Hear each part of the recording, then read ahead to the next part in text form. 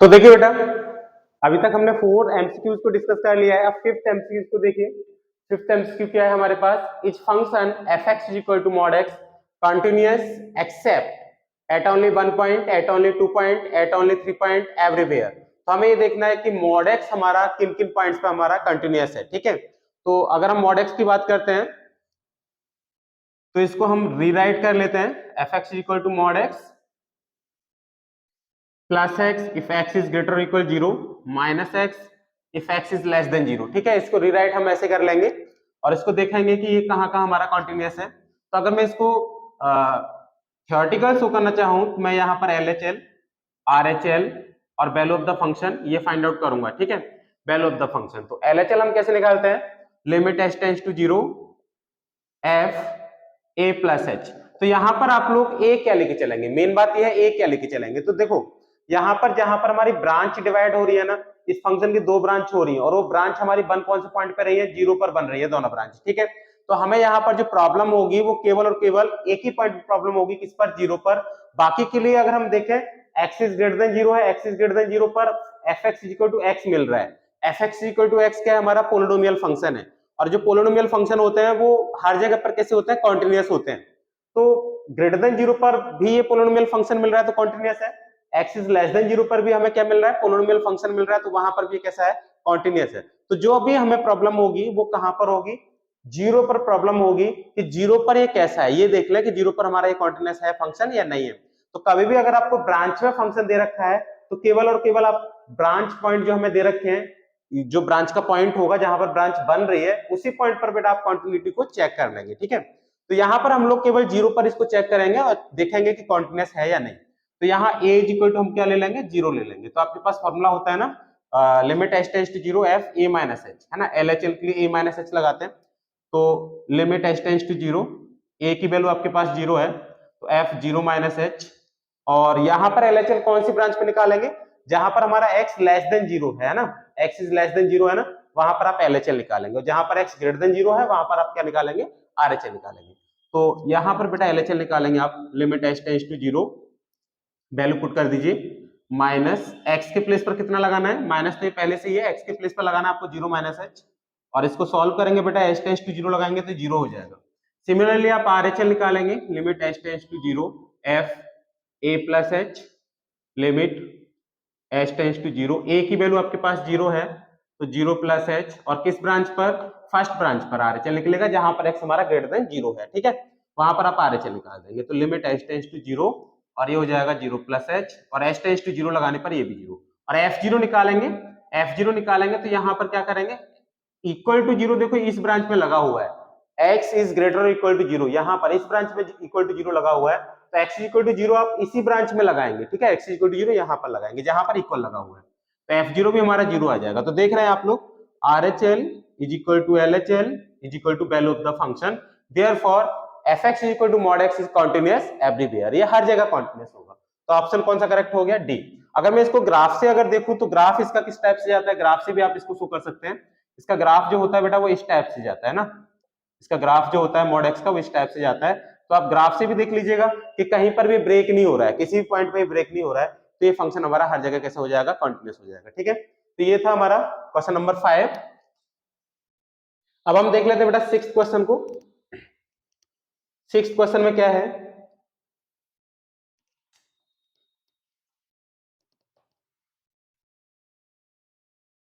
fx is equal to mod x over x। तो यहां पर जो mod x लगा हुआ है ना, इस mod x को ब्रेक कर सकते हैं हम लोग।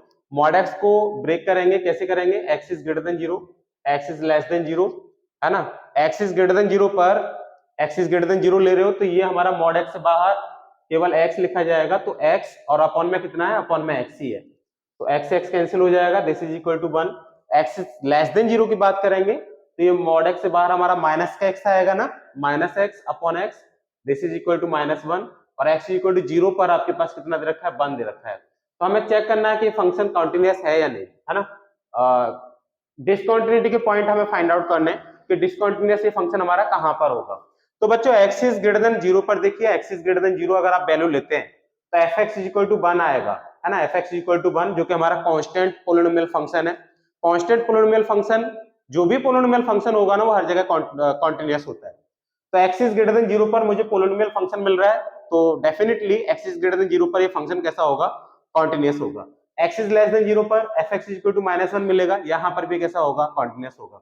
x इज इक्वल टू 0 पर fx इज इक्वल टू 1 मिलेगा, ये तो वैल्यू ऑफ द फंक्शन है, तो यहां पर तो हमें चेक कर मतलब कोई मतलब नहीं है, वैल्यू ऑफ द फंक्शन बस देखेंगे कि जो हमारी लेफ्ट हैंड लिमिट और राइट हैंड लिमिट है दोनों वैल्यू ऑफ द फंक्शन पे पहुंच रही है या नहीं पहुंच रही है according to the definition of continuity. ठीक है, तो यहां पर मैं देख लेता हूं बेटा कि ब्रांच किस पॉइंट पर बन रही है, 0 पर बन रही है। तो जो प्रॉब्लम होगी ना इस फंक्शन में वो केवल जहां पर ब्रांच बन रही है ना, जिस पॉइंट पे ब्रांच बन रही है उस पॉइंट पे प्रॉब्लम होगी।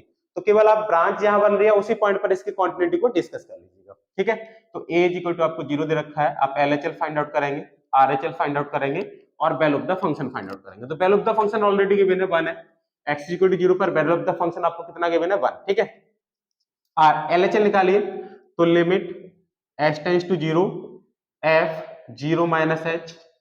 अब यहां पर LHL आप किस ब्रांच में निकालेंगे, जहां पर x हमारा लेस देन 0 है, तो x इज लेस देन 0 आपको कहां दिख रहा है, x इज लेस देन 0 ये दिख रहा है ना, x is less than 0।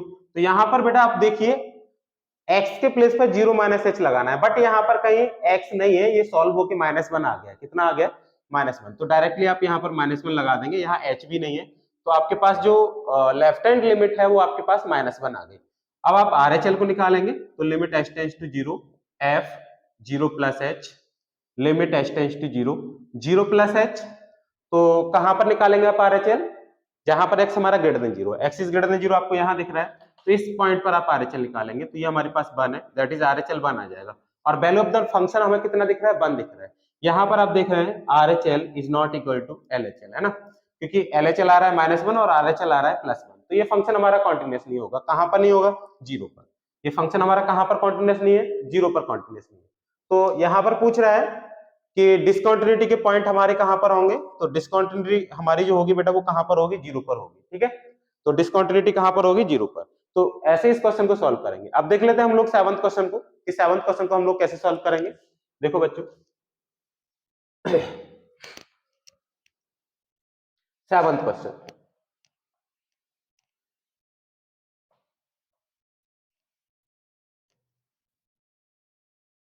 the value of k for which fx is equal to kx square if x is greater or equal to 12 if x is less than 2 continuous at x is equal to 2। यहां पर इसने पहले से बोल दिया कि function हमारा continuous है, कहां पर, x is equal to 2 पर, है ना। अगर ये कॉन्टिन्यूअस है तो आपको वैल्यू फाइंड आउट करनी है कि k की वैल्यू क्या होगी, है ना, यहां पर k की वैल्यू क्या होगी ये आपको फाइंड आउट करना है। तो अगर ये फंक्शन कॉन्टिन्यूअस है तो यहां पर हमारा RHL और LHL value of the function की इक्वल आना चाहिए। तो मैं सबसे पहले इसका RHL फाइंड आउट कर लेता हूं, है ना, 2 पर RHL निकाल लेता हूं, क्योंकि 2 पर RHL निकालेंगे तो आप इस ब्रांच को यूज करेंगे जहां पर हमारा k आ रहा है, और वो किसकी इक्वल आना चाहिए, LHL की इक्वल आना चाहिए, है ना। तो देखो RHL फाइंड आउट करते हैं किस पर, at x is equal to, जहां पर हम x इज इक्वल टू कितना लेके चलेंगे, 2 पर। तो RHL निकालेंगे तो कैसे निकालोगे, limit h tends to 0 f 2 plus h, limit h tends to 0 f 2 plus h कहां लगा दोगे, जहां पर x हमारा ग्रेटर देन और इक्वल टू 2 दे रखा है, इस ब्रांच में आप 2 प्लस h लगाओगे, तो ये हमारे पास k 2 प्लस h का whole square. h tends to 0 लगाने पर ये केवल 2 बचेगा, 2 2 जा 4k हो जाएगा। ये हमारा RHL आ गया। अब आप LHL भी निकाल लो, ये तो RHL हो गया। LHL निकालेंगे तो लिमिट h टेंड्स टू 0, किस ब्रांच पर निकलेगा LHL, जहां पर x हमारा लेस देन 2 है, इस ब्रांच पर आप LHL निकालेंगे, तो f 2 minus h, limit h tends to 0, तो 2 माइनस h, यहां पर तो आप देख रहे हैं बेटा कि कांस्टेंट है, x है ही नहीं, तो केवल 12 भी लिख देंगे डायरेक्टली, दैट इज LHL जो आया वो 12 आ गया, क्योंकि फंक्शन कंटीन्यूअस है, since fx is continuous, therefore RHL जो होगा वो हमारा किसके इक्वल हो जाएगा, LHL के इक्वल हो जाएगा। तो 4k इज इक्वल टू 12 हो जाएगा, तो k इज इक्वल टू आपके पास 3 आ जाएगा, k इज इक्वल टू कितना आ गया, 3। तो k की वैल्यू कितनी हो जाएगी, 3। इस टाइप से बेटा हम एमसीक्यू को सॉल्व करेंगे। चलते हैं अब आगे वाले एमसीक्यूज पर।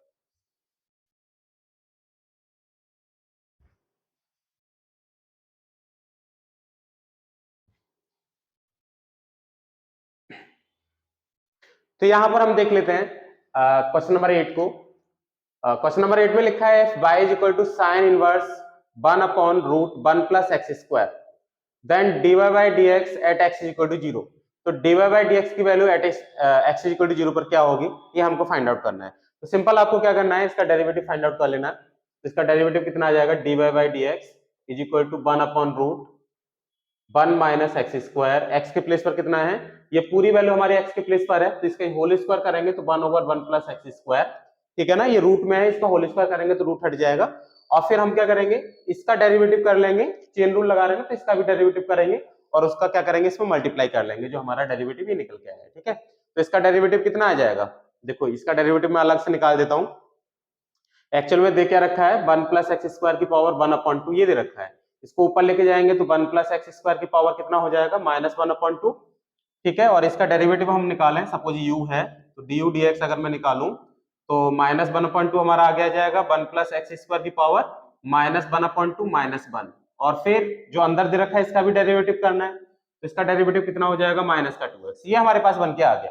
तो माइनस माइनस ये प्लस हो गया, 2 से 2 कैंसिल हो गया, तो du dx जो हमारे पास बन के आएगा वो कितना बन के आ जाएगा, 1 प्लस एक्स स्क्वायर की power minus 3/2 into x. That is आप इसका जब डेरिवेटिव करेंगे ना इस वाले टर्म का, तो आपके पास ये डेरिवेटिव बन के आ जाएगा कितना, x into 1 plus x square की पावर माइनस 3/2। अब यहां पर आपको क्या लगाना है, x इज इक्वल टू 0 है ना, x इज इक्वल टू 0 जब पुट करेंगे तो बच्चों देखो x is equal to 0 put करने पर क्या होगा, 1 ओवर रूट, यहां x इक्वल टू 0 पुट करेंगे बेटा तो ये 1 माइनस एक्स इक्वल टू 0 यहां पुट करेंगे तो ये मेरे पास 1 आ जाएगा, और x इक्वल टू 0 यहां पर पुट करेंगे तो ये 0, 1 प्लस एक्स स्क्वायर, तो ये 1 की पावर कितना, माइनस 3/2, मतलब आपके पास जो बनेगा वो 0/0 की फॉर्म बन जाएगी। आप देखिएगा ये 0/0 की फॉर्म बन जाएगी, आप इसको आगे सॉल्व करेंगे तो 1 माइनस 1 0, तो 0/0 की फॉर्म बन गई।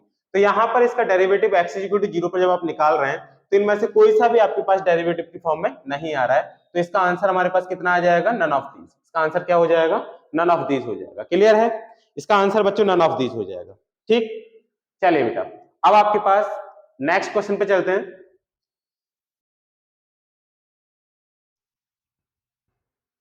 जो हमारे पास डिफरेंशियल इक्वेशन दे रखा है, डिफरेंशियल इक्वेशन, ये डिफरेंशियल इक्वेशन दे रखा है और इसकी हमें डिग्री फाइंड आउट करनी है। तो डिग्री कैसे फाइंड आउट करते हैं, हाईएस्ट ऑर्डर डेरिवेटिव की जो पावर होती है ना, हाईएस्ट ऑर्डर डेरिवेटिव की जो पावर होती है उसे डिग्री बोलते हैं। तो हाईएस्ट ऑर्डर डेरिवेटिव यहाँ पर देखिएगा d2 बाई dx स्क्वायर है हाईएस्ट ऑर्डर डेरिवेटिव, ठीक है, ये हाईएस्ट ऑर्डर डेरिवेटिव है और इसकी पावर हमें कितनी दे रखी है, 4। तो यहाँ पर जो डिग्री होगी वो क्लियरली कितनी हो जाएगी, 4 हो जाएगी। तो यहाँ पर ए ऑप्शन हमारा करेक्ट हो जाएगा। नेक्स्ट हम देख लेते हैं the solution of the differential equation. ये डिफरेंशियल इक्वेशन दे रखा है और इसका हमें सॉल्यूशन फाइंड आउट करना है। तो आप लोग क्या करेंगे, पहले इसे सेपरेट कर लेंगे, dy बाई dx को फाइंड आउट कर लेंगे। तो dy बाई dx को फाइंड आउट कर लो। और वैसे भी इस डिफरेंशियल इक्वेशन को अगर आप देखेंगे तो सेपरेशन ऑफ वेरिएबल की फॉर्म से भी ये हो जाएगा। जो x वाले टर्म्स है ना उन्हें dx के पास रखिए, जो y वाले टर्म्स है उन्हें dy के पास रखिए। तो देखिए बच्चों मैं इसको सॉल्व करता हूं, तो 3e to the power x 10 by dx is equal to, ये पूरी वैल्यू को मैं इधर ट्रांसफर करके ले जा रहा हूं, minus is equal to minus 1 minus e to the power x sec square by d by. तो आप क्या करेंगे, 3 e to the power x, ये एक्स वाला जो टर्म है ना, जो एक्स वाला टर्म है उसको यहां ले आओ, 1 minus e to the power x dx, और जो बाई वाला टर्म था 10 बाई उसको सेक स्क्वायर बाई के पास ले जाओ, sec square by over 10 by d by, और दोनों साइड का क्या कर लोगे, इंटीग्रेशन, दोनों साइड का क्या कर लोगे, इंटीग्रेशन। तो भाई इसका इंटीग्रेशन करेंगे तो कितना आ जाएगा, देखिए यहां इंटीग्रेशन करिए तो 1 minus e to the power x को इधर साइड का इंटीग्रेशन देखेंगे तो इसका डेरिवेटिव ये दे रखा है ना।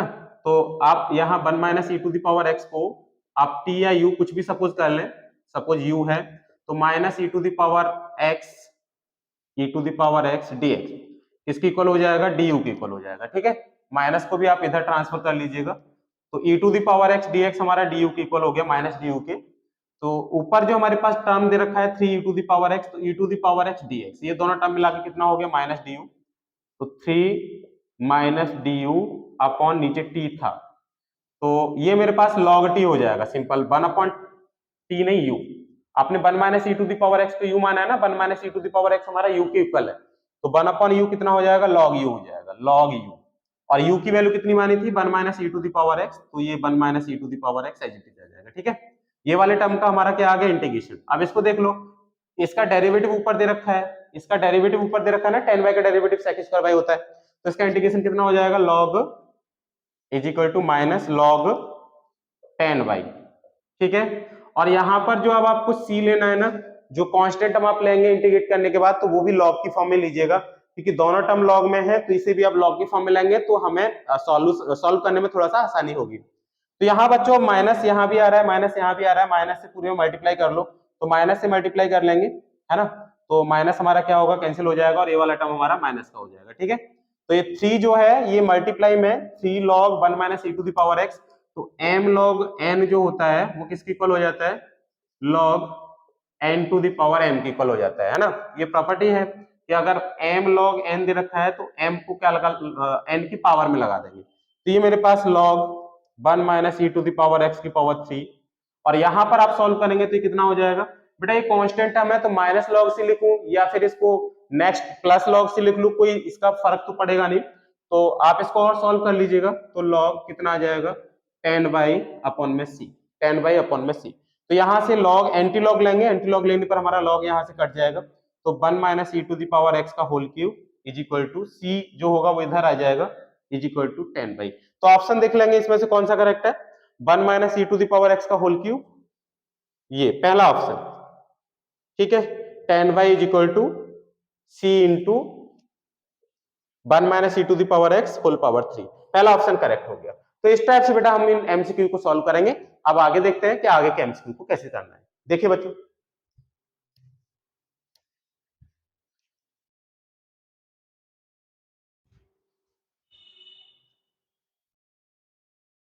तो इस 11th क्वेश्चन में आपको क्या फाइंड आउट करना है, find the projection of vector A vector in the direction of vector b vector. इस वेक्टर का प्रोजेक्शन बी वेक्टर में फाइंड आउट करना है, तो जो ए वेक्टर का प्रोजेक्शन अगर बी वेक्टर में फाइंड आउट करना है तो आप कैसे निकालेंगे, a vector dot b cap से, कैसे निकालेंगे, a vector dot b cap से, ठीक है। ए वेक्टर आपको दे रखा है, ए वेक्टर तो ये है, बी कैप निकाल लेते हैं, तो बी कैप क्या है, यूनिट वेक्टर ऑफ बी, तो ये कैसे निकालेंगे b cap, b vector upon magnitude of b vector, ऐसे निकालेंगे बी कैप, ठीक है। तो बी वेक्टर की वैल्यू कितनी है, बी वेक्टर की वैल्यू है minus i plus j plus 2k upon magnitude of b vector, इसका मैग्नीट्यूड निकालो बी वेक्टर का, तो कितना आ जाएगा, मैग्नीट्यूड अगर आप निकालेंगे तो -1 का होल स्क्वायर प्लस इसका भी कोफिशिएंट 1 ही है ना, जे का भी, तो 1 का होल स्क्वायर प्लस k का कोफिशिएंट 2 है, 2 का होल स्क्वायर, तो आपके पास बी कैप जो आएगा minus i plus j plus 2k upon ये कितना आ जाएगा, 1 प्लस 1 2 और 2 टू या 4, 4 और 2 √6 आ जाएगा, कितना आ जाएगा, √6, है ना, ये हमारे पास √6 आ जाएगा, और बी कैप आ गया। अब बी कैप आने के बाद क्या करेंगे, ये वैल्यू फाइंड आउट कर लेंगे, ए वेक्टर डॉट बी कैप, ए वेक्टर डॉट बी कैप, देखिए कितना आएगा, ए वेक्टर की वैल्यू कितनी है हमारे पास, ए वेक्टर की वैल्यू है 2i plus 3j plus 5k, 2i plus 3j plus 5k, और बी कैप कितना आया, minus i plus j plus 2k, है ना, ये हमारे पास क्या आ गया, बी कैप आ गया, अपॉन में कितना है, √6, अपॉन में हमारे पास कितना है, √6, क्लियर है, √6, ठीक है बेटा, इसको सॉल्व कर लेंगे, तो 2 का अब यहाँ डॉट प्रोडक्ट करेंगे तो यहाँ पर कोफिशिएंट -1 है, तो -1 into 2 -2, 3 into 1 plus 3, 5 into 2 plus 10 upon √6, तो ये हो जाएगा 13 माइनस 2 दैट इज 11 अपॉन √6। तो projection of A vector on B vector, A vector का बी वेक्टर पर प्रोजेक्शन कितना आ गया, 11 upon √6, that is A option is correct. कौन सा ऑप्शन करेक्ट हो जाएगा, ए ऑप्शन हमारा करेक्ट हो जाएगा, ठीक है। अब नेक्स्ट देख लेते हैं, 12th क्वेश्चन को देखेंगे।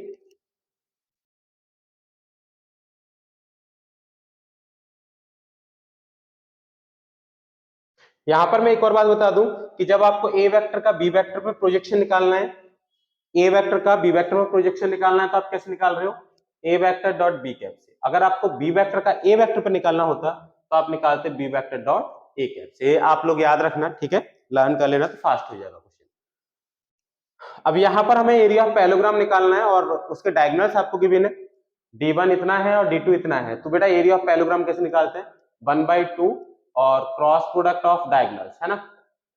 आप ऐसे एरिया ऑफ पैरेललोग्राम को फाइंड आउट करते हैं। तो d1 क्रॉस d2 निकाल दीजिए, d1 vector cross d2 vector.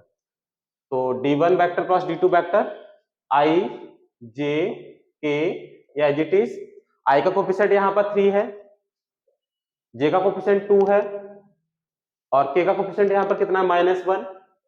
ऐसे ही d2 के लिए देखेंगे, i का कोफिशिएंट यहाँ पर 1, j का -3 और k का कितना है 2 है, ठीक है।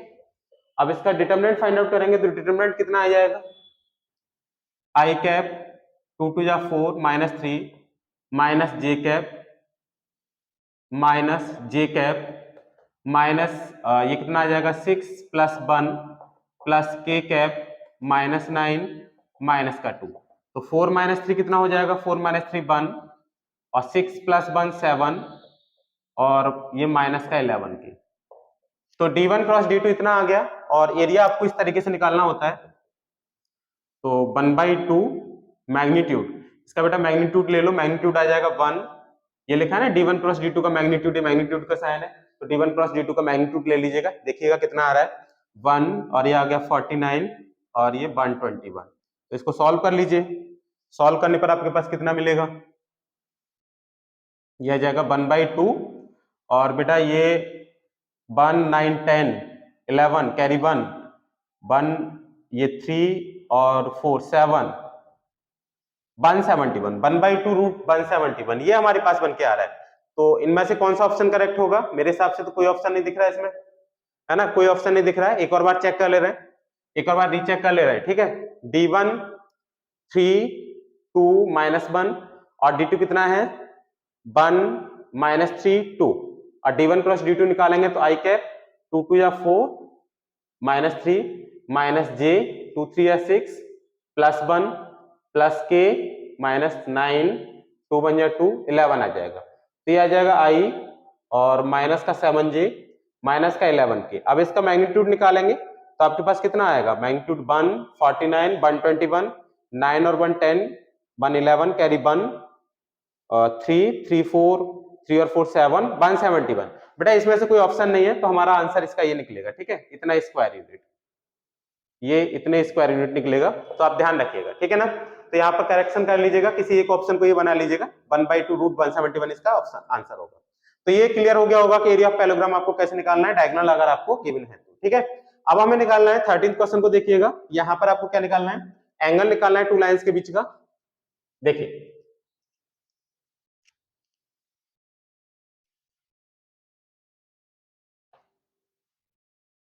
Area of sorry angle between two lines. तो पहली लाइन हमें ये दे रखी है, तो यहाँ पर ये अगर मैं देखूंगा तो ये हमारा लाइन का क्या हो जाएगा b1 वेक्टर और इस लाइन में ये जो होगा ये हो जाएगा हमारा b2 वेक्टर। तो आपको जब दो लाइन के बीच का एंगल फाइंड आउट करना है तो आप एंगल कैसे निकालते हैं, cos theta is equal to b1 vector cross b2 vector upon sorry dot b1 vector dot b2 vector upon magnitude of b1 vector into magnitude of b2 vector. आप इस type से बेटा angle between two lines find out करते हैं।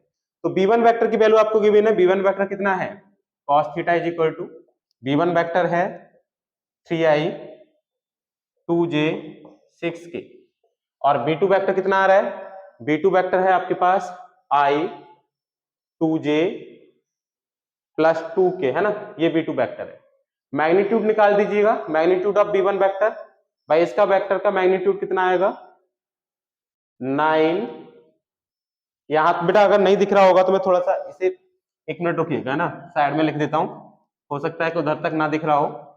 देखो cos theta is equal to b1 vector dot b2 vector, b1 vector हमारा ये है, b2 वेक्टर ये है, तो इन दोनों का डॉट प्रोडक्ट। तो देख लो बेटा डॉट प्रोडक्ट कितना आ जाएगा 3, मतलब i के कोफिशिएंट का i के कोफिशिएंट के साथ मल्टीप्लाई करना है, यहाँ पर i का कोफिशिएंट 1 है तो 3 का मल्टीप्लाई 1 में करेंगे तो 3 प्लस फिर 2 का मल्टीप्लाई 2 में करेंगे तो 2 2 या 4 प्लस 6 का मल्टीप्लाई 2 में करेंगे तो कितना आ जाएगा 12 upon magnitude of b1, magnitude of b1 कितना आ जाएगा 9 4 36, मैग्नीट्यूड ऑफ b2 कितना आ जाएगा 1 4 4। तो cos theta is equal to आ गया 7 और 12 19, और ये कितना आ जाएगा 49, दैट इज 7, ये आ जाएगा 9, दैट इज 3। तो cos theta is equal to आपके पास आ जाएगा 19/21। थीटा इज इक्वल टू हो जाएगा cos इनवर्स 19/21। तो ऑप्शन आपके पास देख लीजिएगा, theta is equal to cos inverse 19/21, 19/21। Option A is correct. Option A हमारा कैसा हो जाएगा, करेक्ट हो जाएगा। तो इस टाइप के एमसीक्यू हमें मिलने वाले हैं बेटा बोर्ड में, ध्यान रखिएगा। चलो चलते हैं हम आगे एमसीक्यू को और कैसे सॉल्व करेंगे।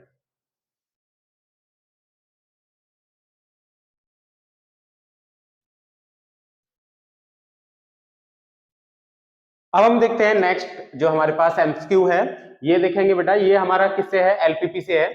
और देखिए किस टाइप से इसको सॉल्व करेंगे। जो हमारा 14th एमसीक्यू है, क्या लिखा हुआ है, the feasible region corresponding to the linear constraint of a LPP is given below, which of the following is not a constraint to the given LPP. हमें फिजिबल रीजन गिवन है, ये feasible region given है, और यहाँ पर हमें corresponding जो linear हमें इनक्लिटीज हैं वो भी हमें गिवन है। हमें ये बताना है कि इनमें से कौन सी इनक्लिटी यहाँ पर हमारी ट्रू नहीं है ना। मतलब इनक्लिटी देखो, आपको 3 इनक्लिटीज 1 2 3 इनक्लिटीज दे रखी है, ठीक है, 3 ये इनक्लिटीज दे रखी है और रीजन आपको ये दे रखा है। तो आपको ये बताना है इनमें से कौन सी इनक्लिटी हमारी ट्रू नहीं है। तो कैसे चेक करेंगे, आप एक पॉइंट ले लीजिए कोई सा भी, सपोज मैंने 0,0 एक पॉइंट सेलेक्ट कर लिया ना, 0,0 ये पॉइंट सेलेक्ट कर लिया। अब मैं पहली इनक्लिटी को चेक करता हूं, देखो x + y is greater equal to, इसको चेक कर लेते हैं।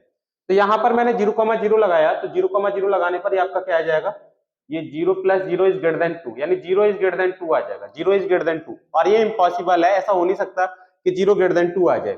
दैट इज कंडीशन हमारी कैसी हो रही है, फेल हो रही है ना। तो यहाँ पर x + y is equal to 2 वाली कंडीशन देखो कहां पर है, ये है x + y is equal to 2, ये है, ये ना x + y is equal to 2। तो यहाँ बेटा देखिएगा 0,0 लगा रहे हैं, तो 0,0 पर आप क्या देख रहे हो, कंडीशन हमारी ट्रू नहीं है। इसका मतलब जिधर से पॉइंट लिया है उधर साइड वाला रीजन नहीं लेना, आपको उसका अपोजिट रीजन लेना है। तो अगर मैं इस लाइन को लेके चलूंगा तो यहाँ पर मुझे अपोजिट रीजन, ठीक है, रीजन मिल रहा है, फिजिबल रीजन मुझे मिल रहा है, ठीक है। तो ये कंडीशन तो आपकी ट्रू है। हमें लेना है कि कौन सी नहीं हो सकती, यही तो लेना है, नॉट अ कंस्ट्रेंट। कौन सा हमारा कंस्ट्रेंट नहीं हो सकता इस फिजिबल रीजन के लिए, तो ये तो हो सकता है, क्योंकि आप जब इसमें ड्रॉ करेंगे रीजन को तो रीजन ये वाला हमारा मिल रहा है। अब बच्चों यहाँ पर देखेंगे ऊपर वाला रीजन मिलेगा, और ऊपर वाले रीजन में ये भी पार्ट आ रहा है, तो ये कंडीशन तो ट्रू है, इसको नहीं ले सकते। अब आप 0 यहाँ पर लगाएंगे बेटा, x और y के प्लेस पे 0, तो 0 इज लेस और इक्वल 10, ये कंडीशन ट्रू है। तो देखेंगे कि ये कौन सी कंडीशन है, x + 2y is equal to 10, ये बेटा थर्ड वाली कंडीशन है। ये थर्ड कंडीशन एक बार मैं चेक कर लेता हूं, x + 2y, हाँ, x + 2y is equal to 10, ये जो लाइन दे रखी है ना, ये x + 2y is equal to 10 दे रखा है, ठीक है। तो यहाँ पर आप 0,0 ले रहे हो इस लाइन के लिए, ये आपने जो ड्रॉ कर रखी है, और यहाँ पर आप देखेंगे 0,0 लगाने पर कंडीशन हमारी ट्रू हो रही है, तो जिधर से पॉइंट लिया है उधर साइड वाला रीजन मिल जाएगा, दैट इज ये नीचे वाला रीजन मिलेगा आपको, है ना, नीचे वाला रीजन मिलेगा। तो आप देख रहे होंगे कि ये वाला जो रीजन है, जो हमें पहले से फिजिबल रीजन गिवन है उसके साथ कॉमन है, मतलब ये भी ट्रू है, ये भी ट्रू है, अलग रीजन नहीं मिला, तो ये भी कंडीशन सही है। अब हम यहाँ पर देख लेते हैं, x के प्लेस पे 0, y के प्लेस पे 0 लगाइए, तो 0 इज ग्रेटर इक्वल 1 आ रहा है। तो अब आप देखो बेटा, x - y is equal to 1, ये वाली लाइन है, ये लाइन आपको दे रखी है ना, यहाँ पर देखो, तो यहाँ आप देखेंगे ये 0 इज ग्रेटर इक्वल 1 आ रहा है। तो यहाँ जो रीजन मिलना चाहिए मुझे, मतलब ये जो 0 आपने लिया है वो इधर वाले प्लेन से लिया है, ऊपर वाले प्लेन से, है ना, इस वाले प्लेन से लिया है। तो 0,0 लगाने पर ये कंडीशन आपकी देख रहे हो बेटा कि जो रीजन मिलना चाहिए मुझे, ये अपोजिट रीजन मिलना चाहिए, ये वाला रीजन मिलना चाहिए, है ना, ये वाला रीजन ही तो मिलना चाहिए, क्योंकि कंडीशन होल्ड नहीं हुई, 0 इज ग्रेटर देन 1 हो ही नहीं सकता, तो आपको रीजन ये वाला मिलना चाहिए। तो यहाँ पर लेकिन आप जब फिजिबल रीजन आपको ये मिल रहा है, तो फिजिबल रीजन जब मिल रहा है तो बेटा आपके पास according to this feasible region ये शो कर रहा है कि आपने रीजन ये ऊपर वाला लिया है ना, ये तो शो कर रहा है। इसका मतलब ये है, जबकि एक्चुअल में अगर मैं सी ऑप्शन को चेक कर रहा हूं तो यहाँ पर रीजन मुझे नीचे वाला मिल रहा है। तो एक्चुअल में जो इनकरेक्ट ऑप्शन है वो कौन सा इनकरेक्ट है, सी वाला ऑप्शन हमारा इनकरेक्ट है, ठीक है। तो यहाँ पर सी ऑप्शन हमारा इनकरेक्ट हो जाएगा। अब यहाँ पर देखिए 15th क्वेश्चन को, the corner point of the feasible reason determined by the following system of linear equation, ये सिस्टम ऑफ लीनियर इक्वेशन हमें गिवन है। कॉर्नर पॉइंट कौन कौन से हैं, 0,0, 5,0, 3,5, 3,4 एंड 0,5, ठीक है। आगे लिखा हुआ है let z is equal to px plus qy where p q is greater or equal 0, condition on p and q so that the maximum of z occur at both 3,4 and 0,5। बच्चों यहां पर ये कह रहा है कि कॉर्नर पॉइंट हमें किसी फिजिबल रीजन के दे रखे हैं, है ना, और मैक्सिमम जो निकालना है इस जेड का, सॉरी जो मैक्सिमम हमें मिल रहा है इस जेड, जो जेड का ऑप्टिमम फंक्शन का, इस फंक्शन का हमें जो मैक्सिमम मिल रहा है वो किन पॉइंट पे मिल रहा है, 3,4 और 0,5 पर मिल रहा है ना।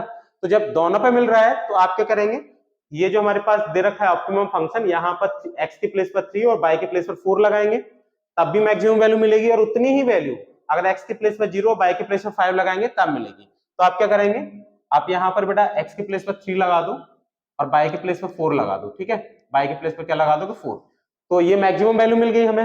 लेकिन दूसरे पॉइंट पे भी हमें उतनी ही मैक्सिमम वैल्यू मिल रही है, कौन से पॉइंट पे, 0,5 पर, तो आप x के प्लेस पर 0 लगा दो तो ये 0 हो जाएगा, y के प्लेस पर 5 लगा दो तो ये 5 क्यूब हो जाएगा, ठीक है। इसको सिंप्लीफाई कर लीजिएगा तो 3p और ये 4 क्यूब को आप ट्रांसफर कर लो तो ये हो जाएगा 5 क्यूब माइनस 4 क्यूब, तो 3p इज इक्वल टू आपके पास कितना आ जाएगा, क्यूब आ जाएगा।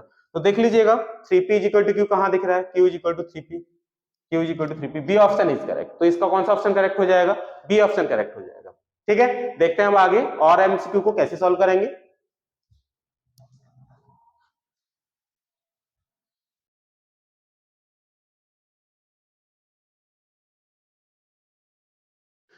तो यहां पर ये देखिए बेटा क्वेश्चन नंबर 16 हमारे पास क्या है, if E and F R E and F two independent events. अब यहां से पता चल रहा है कि अगर ई and F two independent events हैं तो यहाँ कौन सी प्रॉपर्टी हमारी होल्ड होती है, P E intersection F is equal to किसकी इक्वल होगा, पीई इंटू पी एफ की इक्वल होगा ना। अगर ई एंड एफ ये हमारी कैसी है, टू इंडिपेंडेंट इवेंट्स हैं, तो probability of E intersection F हमारा probability of E into probability of F की इक्वल होगा, ठीक है। अब इसके बाद क्या दे रखा है, प्रोबेबिलिटी ऑफ ई दे रखा है ना, प्रोबेबिलिटी ऑफ ई 0 पॉइंट, ये कितना दे रखा है 0.35, 0.35। प्रोबेबिलिटी ऑफ हमें फाइंड आउट करना है, प्रोबेबिलिटी ऑफ एफ ये हमें फाइंड आउट करना है, तो एज इट इज रहने दो, और ई इंटरसेक्शन एफ है 0.60, ठीक है। तो प्रोबेबिलिटी ऑफ एफ अगर हम निकालेंगे तो 0.60 अपॉन 0.35, तो यहां से कैंसिल हो जाएगा, तो आपके पास कितना आ गया प्रोबेबिलिटी ऑफ एफ। इसको बेटा सॉल्व करेंगे, यहाँ कहीं कोई मिस्टेक है, 1 मिनट रुकिएगा।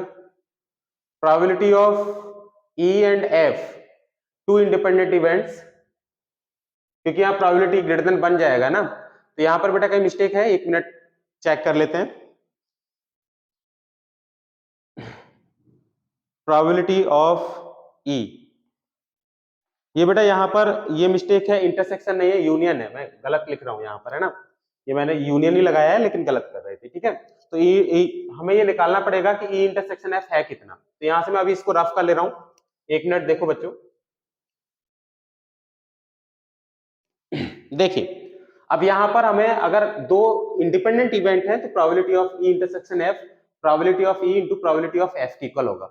अब ये लिख रखा है ना probability of E union F, E union F, ये किसकी इक्वल होगा, probability of E plus probability of F minus probability of E intersection F की इक्वल होगा, है ना, ई इंटरसेक्शन एफ की इक्वल होगा। अब यहाँ पर ये वैल्यू हमें गिवन है 0.60, प्रोबेबिलिटी ऑफ ई गिवन है 0.35, 0.35, प्रोबेबिलिटी ऑफ एफ हमें नहीं पता तो इसे मैं x मान लेता हूँ, इसे कितना मान लिया, x मान लिया, और ई इंटरसेक्शन एफ के बारे में पता ही है कि ये हमारा किसकी इक्वल होगा, probability of E into probability of F की इक्वल होगा। तो प्रोबेबिलिटी ऑफ ई कितना है 0.35 और प्रोबेबिलिटी ऑफ एफ आप x सपोज कर लो, तो आपको जहां पर probability of E intersection F है ना, इसके प्लेस पर आप ये वैल्यू लगा दो, कितना आ जाएगा 0.35 इंटू एक्स। आप इसको इधर ट्रांसफर करके लेके आएंगे तो 0.60 माइनस 0.35 और ये है 1x, तो 1x में से कितना माइनस करना है आपको 0.35, है ना, 10 में से 5 गया तो 5, 9 में से 3 गया तो 6, और यहाँ पर ये आ गया आपके पास 0.65x। तो आप माइनस कर लीजिएगा, 10 में से 5 जाएगा तो 5 बचेगा, यहाँ बचेगा 5 में से 3 जाएगा तो 2 बचेगा, ठीक, इज इक्वल टू कितना 0.65x। तो x इज इक्वल टू आ जाएगा 0.25 अपॉन 0.65, तो ये कट जाएगा, तो x is equal to 25 upon 65, ये कट जाएगा किसी से बेटा, किससे कैंसिल हो रहा है 5 से, तो 5 5 जो 25 और ये 13, तो x क्या माना था आपने, प्रोबेबिलिटी ऑफ f को x माना था, तो प्रोबेबिलिटी ऑफ f हमारे पास कितना आ गया 5/13, प्रोबेबिलिटी ऑफ कितना आ गया 5/13, तो आपके पास ऑप्शन कौन सा करेक्ट हो जाएगा, डी ऑप्शन इज 5/13, ये ऑप्शन हो जाएगा, ठीक है। इस टाइप से हम इसको सॉल्व करेंगे। नेक्स्ट देख लेते हैं question number 17।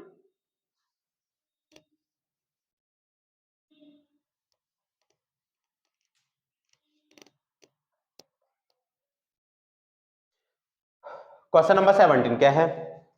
N urn contains 10 black ball 5 white ball. तो ब्लैक बॉल कितनी है?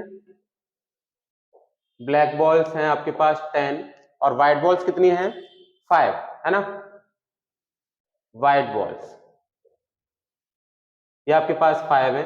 टोटल बॉल्स आपके पास कितनी हो गई? 50। टोटल बॉल्स कितनी हो गई? 50। ठीक है, लिखा है आगे, 2 balls are drawn from the urn one after the other without replacement. 2 ball आपने निकाली है ना, एक के बाद एक निकाली है। What is the probability that both drawn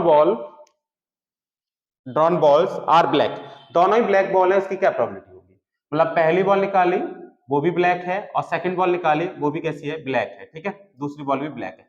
तो फर्स्ट बॉल आपने निकाली वो ब्लैक है, उसकी प्रोबेबिलिटी कितनी हो जाएगी? फेवरेबल आउटकम्स 10 हो गए, है ना? 10 ब्लैक बॉल है टोटल, और टोटल नंबर ऑफ बॉल्स कितनी है? 15। तो पहली बॉल ब्लैक है, उसकी प्रोबेबिलिटी होगी 10/15 इंटू दूसरी बॉल भी आपकी ब्लैक है और विदाउट रिप्लेसमेंट आप कह ही रहे हैं, मतलब कि एक बॉल जब आपने निकाल ली तो उसमें वापस नहीं रखा अर्न में, है ना? अर्न में वापस नहीं रखा उस ब्लैक बॉल को, तो टोटल नंबर ऑफ बॉल्स आपके पास कितनी रह जाएंगी? 14 रह जाएंगी, क्योंकि एक बॉल आप निकाल चुके हो। अब ब्लैक बॉल भी, जो बॉल निकाली थी वो ब्लैक थी और ब्लैक बॉल टोटल 10 है, उनमें से एक बॉल निकाल ली तो कितनी बच गई? 9 बच गई। तो यहाँ पर आ जाएगा आपका 9। ठीक है, 2 से इसको कैंसिल कर लेंगे, 2 5 जा 10 और ये 5 से कट जाएगा, 5 3 जा 15, 3 से ये कैंसिल हो जाएगा, 3 3 जा 9। तो हमारे पास 3/14। इसका आंसर कितना हो जाएगा? 3/14। ठीक है, तो 3/14 देख लीजिए कहां पर दिख रहा है 3/14। बेटा एक बार और रीचेक कर लेते हैं, क्योंकि इसमें ऑप्शन नहीं है, इसमें ऑप्शन नहीं है। चलिए दोबारा से रीचेक कर लेते हैं। An urn contains 10 black ball 5 white balls, 10 black 5 white, total हो गई 15 और 2 बॉल निकाली है, दोनों ही ब्लैक हैं, तो ये 10/15 9/14, है ना? विदाउट रिप्लेसमेंट की बात कर रहे हैं। ठीक है, तो ये कैंसिल हो जाएगा, 3 5 जा 15, 5 3 जा 15, 3 टाइम्स गया और 3 3 जा 9, ये 3/14। तो यहाँ पर बेटा हमारा 3/14 आंसर होगा। एक ऑप्शन आप कर लीजिएगा 3/14, इसी को कर लीजिएगा ना। तो ऑप्शन कौन सा करेक्ट हो गया हमारा? ए ऑप्शन करेक्ट हो गया, 3/14। आंसर कितना आ जाएगा आपके पास? 3/14। क्लियर है? तो चलिए चलते हैं आगे वाले एमसीक्यू को कैसे हम सॉल्व करेंगे देख लेते हैं।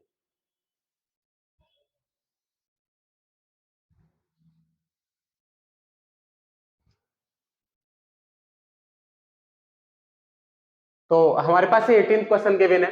क्वेश्चन है, if E and F are two events associated with the same sample space of a random experiment, then probability of E when F is occurred. इसको रीड कैसे करते हैं?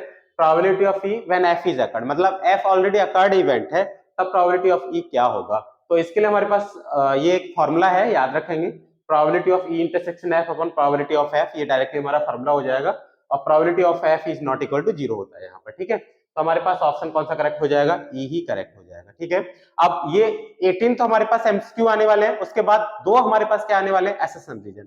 अब हम देख लेते हैं कि एसेशन रीजन जो हमारे पास क्वेश्चन बनेंगे वो किस टाइप से बनेंगे। चलिए देखते हैं।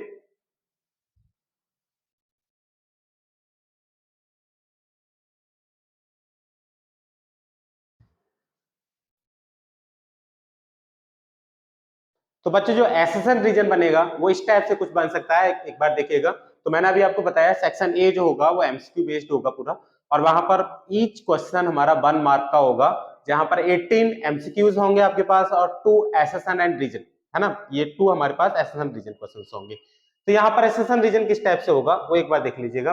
एसेशन, जैसे मैं क्वेश्चन नंबर 19 को रीड करता हूँ। एसेशन आपको गिवन है, the range of the function f(x) equal to sin 2 sin inverse x plus 3π/2 where x belongs to -1 to +1 is π/2 to 5π/2, ये 5π/2 है। तो आपको देखना है कि इसकी रेंज कितनी आएगी। तो यहां पर देखेंगे बेटा इसकी रेंज कैसे निकालेंगे। तो साइन इनवर्स x, अगर मैं साइन इनवर्स x की बात करूं तो ये -π/2 टू +π/2, -π/2 टू +π/2 में लाई करता है साइन इनवर्स x। ठीक है, और यहां पर 2 से मल्टीप्लाई हो रहा है तो 2 से मल्टीप्लाई कर लो तो ये -π2 sine inverse x plus pi हो जाएगा। प्लस कितना हो रहा है इसमें? 3π/2, तो 3π/2 पूरे में प्लस कर लो, 3π/2 2 साइन इनवर्स x प्लस 3π/2 और इधर पाई प्लस 3π/2। ठीक है, इसको सॉल्व करेंगे तो ये π/2 बचेगा और ये 2 साइन इनवर्स एक्स प्लस का 3π/2 और इधर कितना आ जाएगा 5π/2। दैट इज आप देख रहे होंगे कि रेंज जो आई, जो हमारे पास फंक्शन था वो हमारा फंक्शन कहां से कहां तक लाई कर गया, π/2 टू 5π/2 में लाई कर गया। मतलब रेंज जो होगी इस फंक्शन की वो सही है, π/2 टू 5π/2 होगी। तो एसेसन हमारा करेक्ट है, एसेसन बिल्कुल करेक्ट है। अब हम देखेंगे कि क्या रीजन सही है। रीजन को चेक करेंगे, the range of the principal value branch of sine inverse x is 0 to pi.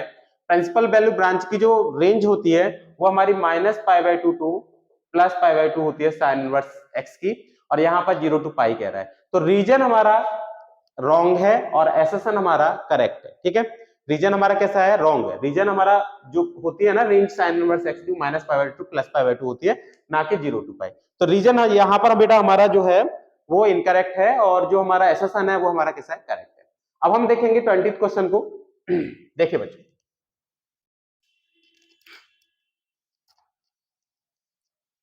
20th question को देख लेते हैं।